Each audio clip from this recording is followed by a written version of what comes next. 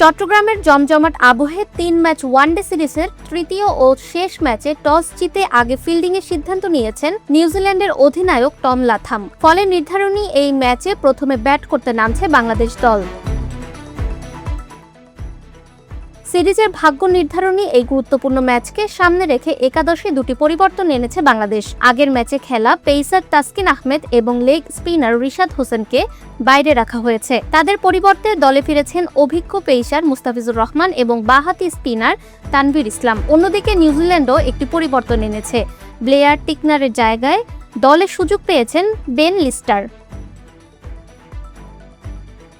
এর আগে সিরিজের প্রথম দুটি ম্যাচ অনুষ্ঠিত হয় ঢাকার মিরপুরে। প্রথমে ম্যাচে ২৬ রানের জয় পেয়ে এগিয়ে যায় নিউজিল্যান্ড। তবে দ্বিতীয় ম্যাচে দারুণভাবে ঘুরে দাঁড়ায় বাংলাদেশ। নাহিদ রানার দুর্দান্ত বোলিং যেখানে তিনি তুলে নেন ৫ উইকেট এবং তানজিদ হাসান তামিম ও নাজমুল হোসেন শান্তর দায়িত্বশীল অর্ধশতকে ৬ উইকেটের জয় তুলে নেয় স্বাগতিকরা।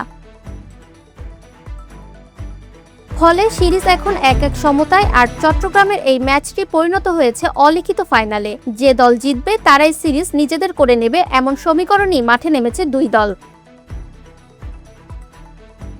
এখন দেখার বিষয় ব্যাট হাতে বাংলাদেশের শুরুটা কেমন হয় এবং শেষ পর্যন্ত কে জিতে নেয় এই রোমাঞ্চকর সিরিজ।